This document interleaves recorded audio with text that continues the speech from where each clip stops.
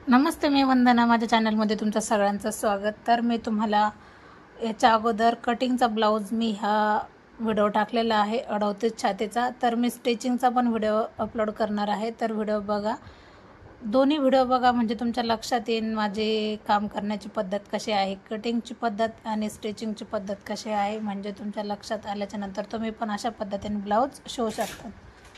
तर मी अगोदर बाही जोडून घेते. बाही कशा पद्धतीने जोडली ते तर तुम्ही बघतायच. आता आपल्याला दाब शिलाई द्यायची. दाब शिलाई देताना एकदम कडेला द्यायची.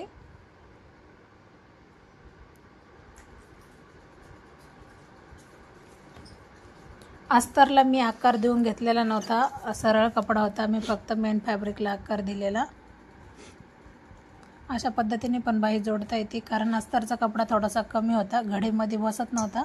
चालूमध्ये मी अस्तरला जॉईंट दिला आणि त्याच्यानंतर मग मी बाही जोडली. मग मी अस्तरला आकार न देता मी मेन फॅब्रिकला आकार दिलेला आणि त्यानुसार मी आता बाही जोडून घेतली. अशाच पद्धतीने दोन्ही सेम बाही जोडून घ्यायची. आणि आकार कधी द्यायचा, ज्या वेळेला दोन्ही बाही जोडून झाल्याच्या नंतर.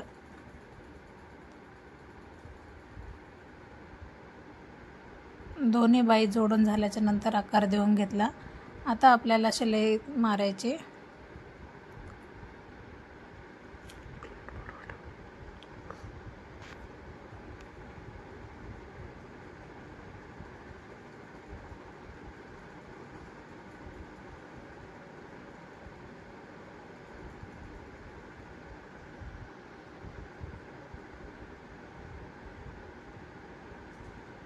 आता बाही जोडून झाल्याच्या नंतर आपल्याला समोरचा भाग समोरासमोर ठेवून आपल्याला जोडून घ्यायचा आहे. तर ते कशा पद्धतीने, आपला कसा पण कपडा असू द्या, अगोदर अस्तर ठेवायचे आणि समोरासमोर ठेवून मग आपल्याला दोन्ही बाजू एकसारख्या आहेत का नाही ते चेक करायच्यात. कारण आपण शिवल्याच्या नंतर उलटा सलट व्हायला नको, कधी लक्षात पण येत नाही उलटी बाजू आणि सुईची बाजू. तर मी अशा पद्धतीने जोडण्याचा प्रयत्न करते.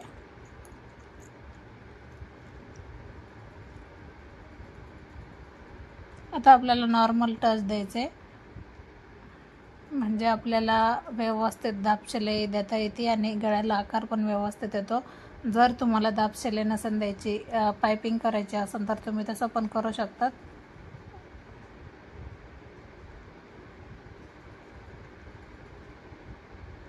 अतिशय सुंदर पद्धतीने आपल्याला हा ब्लाऊज येतो शिवायला.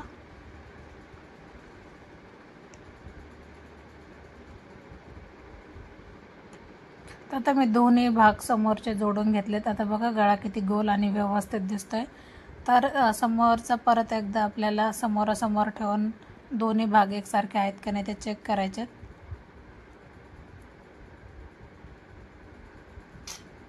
आणि पुन्हा एकदा आपल्याला पूर्ण जोडून घ्यायचं आहे. कडेने पूर्ण जोडून घेतले, दोन्ही एकसारखं जोडून घेतल्याच्या नंतर आता आपल्याला मोंड्यापासून सुरुवात करायची जोडायला. ओढताड अजिबात करायचे नाही, कारण आपण ओढताड जर केली तर फिनिशिंग पूर्ण चुकून जाते. नॉर्मल पद्धतीने आपल्याला आकार देऊन घ्यायचा आहे. जरी अर्धा इंचाचा फरक पडला कटिंग करण्यासाठी खालच्या बाजूने तर काही अडचण नाही, कारण आपण फ्रंट बाजू आपण 1 इंचाने तसं पण जास्तच घेतो. कारण ज्यावेळेस आपण समोरचा आकार देतो तर कापड थोडंसं कमी होतं. बघा किती व्यवस्थित आकार आला आहे. आणि सेम दोन्ही बाजू सेम पद्धतीने जोडून घेतल्यात मी. आता आपण नेहमीप्रमाणे जसं पाठीला पट्टी जोडतो त्याप्रमाणे आपल्याला समोरच्या भागाला पट्टी जोडायची. सिंपल पद्धत आहे. ह्या पद्धतीने जर तुम्ही ब्लाऊज शिवला तर नक्कीच परफेक्ट कटिंग आणि फिटिंग दोन्ही पण येईल. फक्त तुम्ही कमेंट करा, म्हणजे माझ्या लक्षात येईल तुम्हाला काय समजलं आणि काय नाही समजलं. आता आपल्याला दाब शिलाई देऊन घ्यायची. आपण समोरची पट्टी जोडल्याच्या नंतर काचपट्टी बटन पट्टी बसवणार आहोत.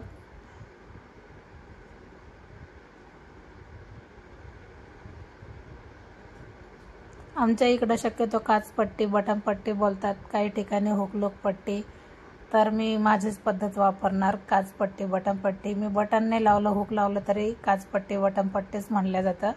तर कमेंटमध्ये सांगा का तुम्ही कुठल्या साईडकडून मला, म्हणजे तुम्ही कुठून मला बघताय आणि तुम्ही काचपट्टी बटनपट्टीला काय म्हणतात नक्कीच कमेंट करा.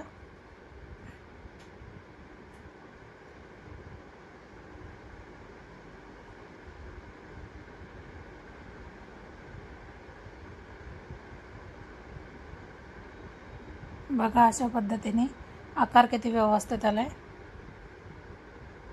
आता दोन्ही बाजू सेम आहेत का नाही पाहून घ्यायच्यात आपल्याला, आणि कमी जास्त काही जर वाटलं तर आत्ताच चान्स असतो. बघा अशा पद्धतीने दोन्ही बाजू एकदम सेम आल्यात, गळा एकदम व्यवस्थित.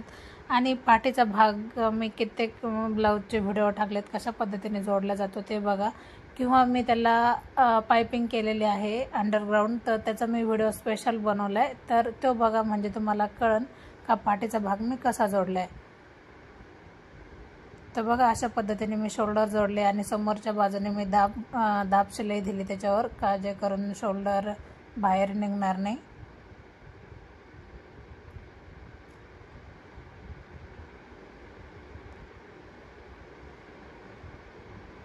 शोल्डर जोडून घेतल्याच्या नंतर आपण तर बाही अगोदर जोडूनच घेतली, तर नेहमीप्रमाणे शोल्डरपासून आपल्याला बाहीला सुरुवात करायची, बाही जोडायला, आणि डबल शिलाई घ्यायची.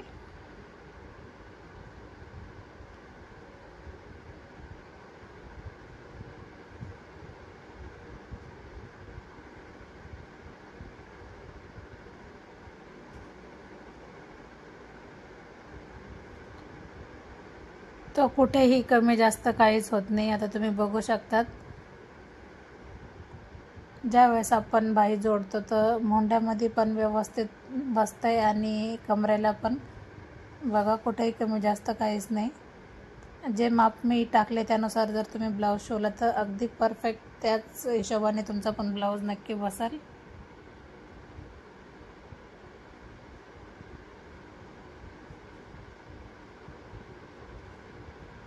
अशा पद्धतीने जवळजवळ माझा ब्लाऊज पूर्ण कंप्लीट झाला. व्हिडिओ आवडला तर लाईक करा.